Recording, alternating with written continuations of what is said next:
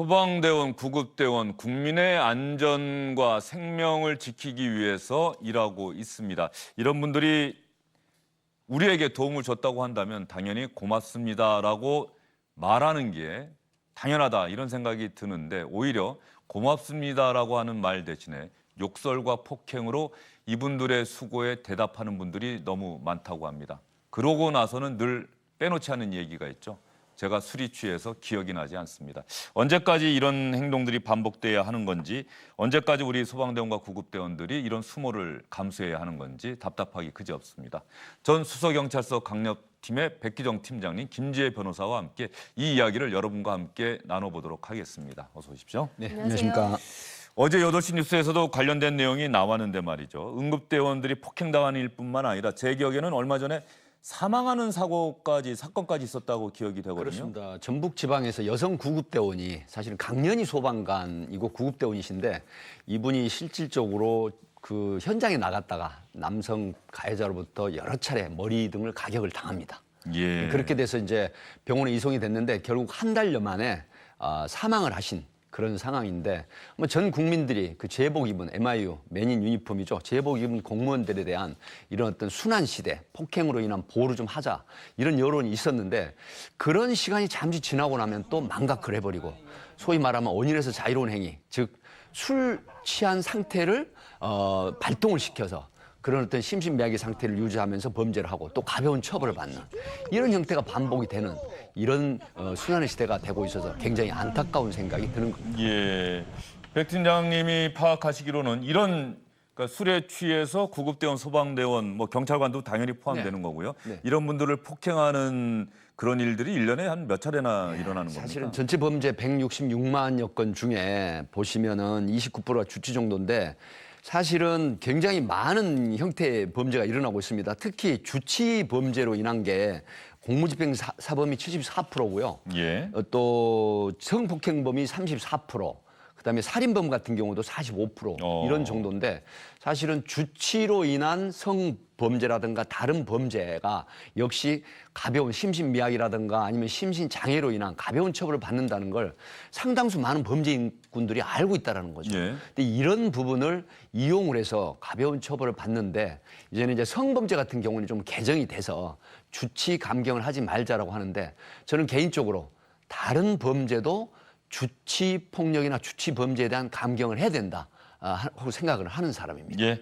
조금 전에 말씀하신 그 주치 범죄는 전체적인 범죄로 좀 확대해서 말씀을 해주신 거고요. 네. 저희가 오늘 말하려고 했던 소방대원이나 구급대원들에 대한 폭행 이런 부분들 그렇다고 한다면 현행법상 소방대원이나 구급대원들에게 이렇게 폭행을 휘두르게 될 경우 어느 정도의 처벌을 받게 돼 있습니까? 지금 공무집행방해죄를 적용할 수 있겠고요. 5년 이하의 징역 또는 1,000만 원 이하의 벌금이 적용이 됩니다. 그런데 보통 이런 폭행 등이 일어나면은 일반 폭행죄와 상해죄, 상해 결과가 났을 때는 상해죄도 함께 적용이 되기 때문에 경합범 가중을 하면 한 7년 반 이하 내지는 뭐 9년 반 이하 뭐 이렇게 되지만 현재 이 처벌 수준이 굉장히 현실적이지 못해서 이런 일들이 계속해서 반복적이라는 비판이 끊임없이 일고 있습니다. 뭐 거의 그 뭐 소방관들이나 경찰관들 재직하다가 이제 이런 폭행 사건이 났을 경우에 뭐 쉽게 합의를 해준다던가 이제 이런 것도 있고 또 법원에서 실제로 내리는 그 판결의 그 양형이 좀 우리가 생각하는 것보다는 굉장히 좀 낮다 이런 비판이 계속되고 있습니다.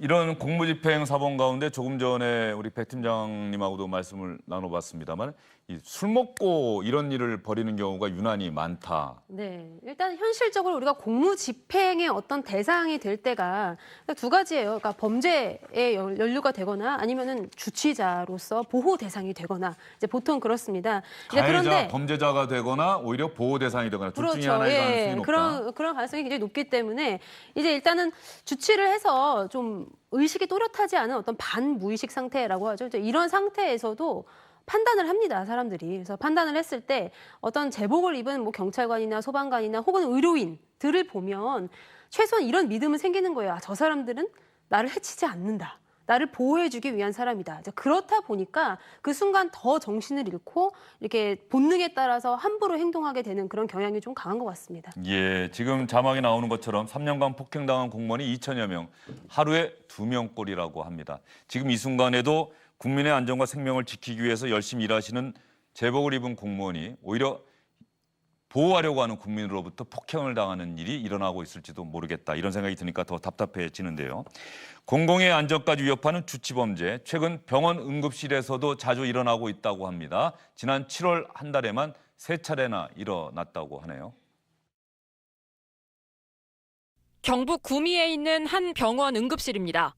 술에 취해 비틀거리는 대학생이 철로 만들어진 응급실 비품을 들고 의사 뒤쪽으로 다가갑니다.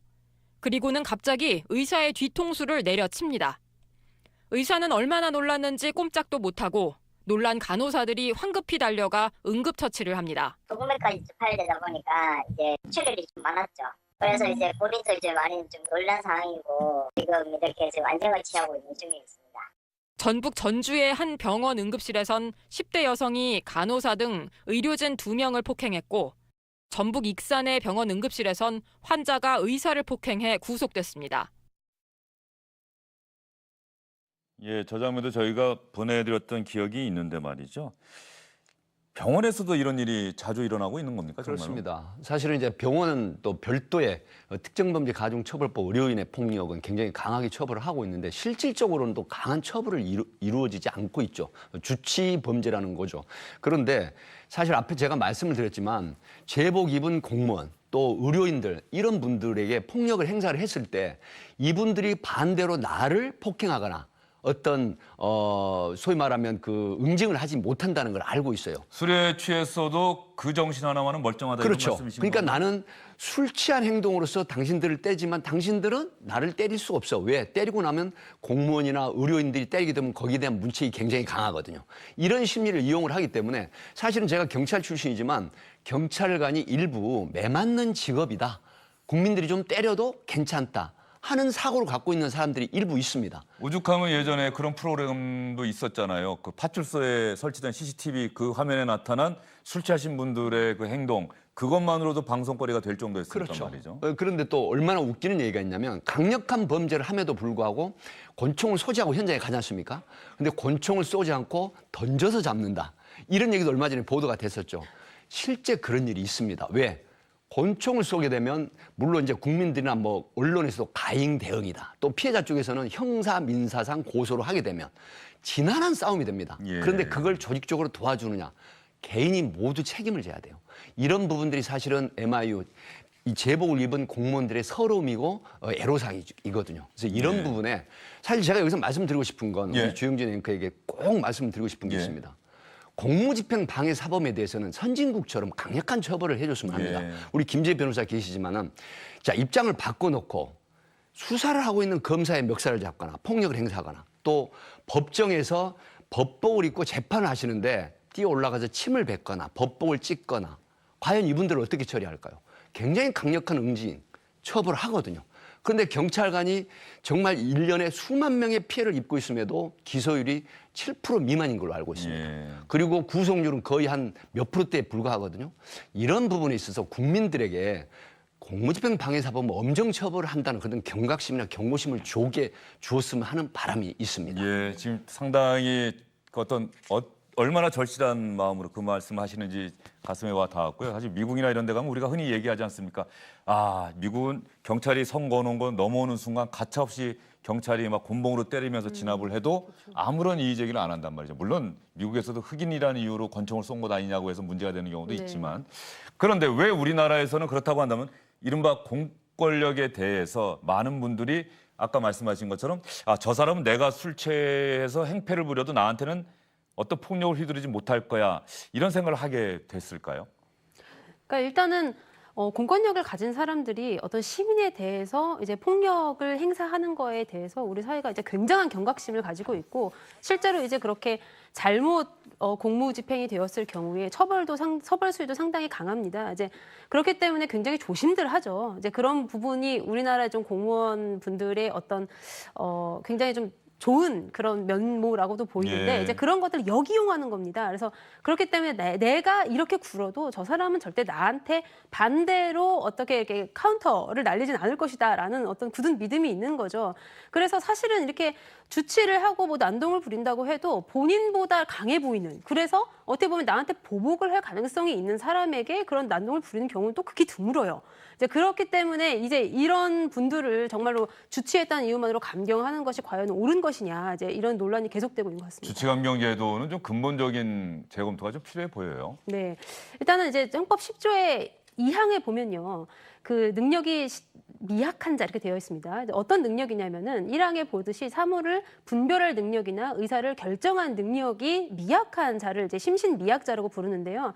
이제 이런 경우에는 형을 감경하도록 우리가 형법에서 정해지고 있지만, 주치감경의 경우에는 저는 이제 반드시 법 개정이 없다고 하더라도 사실 제10조 3항이 있습니다. 그래서 3항을 적용해서 사실은 감경하지 않을 방법이 있어요. 3항이 어떻게 되어 있냐면은 이 위험의 발생을 예견하고 자의로 이제 이런 장애를 야기한 자, 그러니까 이런 거예요. 뭐 처음 내가 술을 마셔보고 이런 짓을 저질렀다라고 하면 당연히 감경을 해줘야 되는 이제 그런 부분도 있습니다. 이제 그렇지만 내가 맨날 술만 마시면 항상 이렇게 문제를 일으키던 사람이에요. 예. 그런데 오늘도 조심성 없이 자신의 주량을 초과해서 그냥 만연히 그렇게 술을 마셨습니다. 이제 그러고 나서 또 사고를 저질렀으면 이 사고는 예견돼 있었던 것 아니냐, 이제 이런 측면인 거죠. 그래서 많이 이제 주치로 그동안 많은 문제를 일으켰던 사람들 같은 경우에는 당연히 조심해야 될 의무, 이런 것들을 우리 사회가 좀 인정하는 것이 맞지 않나 이렇게 생각합니다. 술 취했다는 이유로 봐주는 관행은 근본적으로 바뀌어야 될 것 같습니다. 그리고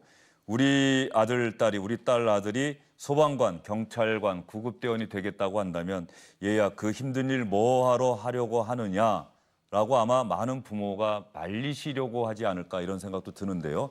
그보다는 정말로 그런 일을 하겠다고 얘기했을 때 박수 쳐주고, 그래 정말 훌륭한 일을 하려고 하는구나, 그런 사회가 되기까지 우리가 얼마나 지난한 길을 걸어가야 될지, 이런 생각을 두 분과 말씀 나누면서 다시 한번 해보게 됐습니다. 어쨌든 제복을 입고 국민의 생명과 안전을 지키려 하루하루 열심히 일하시는 분들에게 술에 취했다고 함부로 폭행을 휘두르는 행위, 엄벌해서 이런 일 다시는 하지 않도록 해야 되겠다, 이런 생각만은 분명하게 듭니다. 두 분 수고 많으셨어요. 감사합니다.